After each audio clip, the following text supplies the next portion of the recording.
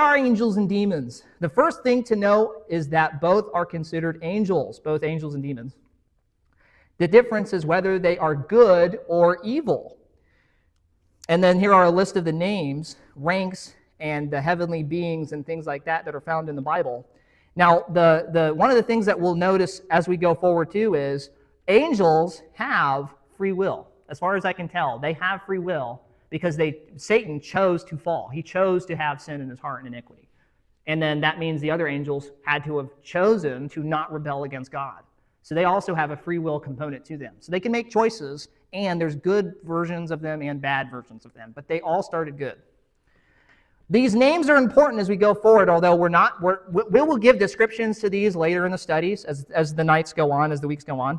We'll look at what in depth on some of these things like a cherub and the archangel and things like that. We'll have description for things like seraphim and things like that as we go forward. So let's list some of these. This is a table of the names and titles and orders of angels. So some of these are principalities. We read this in Ephesians. They're also called powers. And when you look at these, like in the dictionary, Bible dictionary, there will be, most of the time it'll be talking about human level of authority, a principality like a judge or a king or some sort of ruler of this world.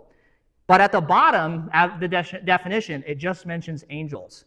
That's all you get on that. We just know that sometimes angels are called principalities. Sometimes angels are referred to as powers. Sometimes these things are called in some heavenly hosts, meaning like an army.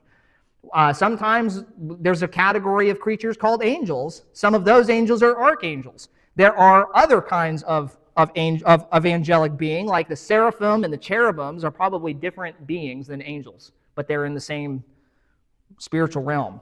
There are some obscure titles to these too, like sons of God. They get mentioned. The sons of God get mentioned in Genesis. They get mentioned in Job a couple times.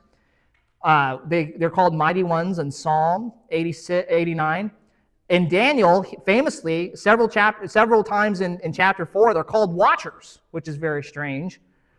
In Ezekiel, they're called living creatures, which is describing either seraphim or cherubim, but we'll hone in on that later.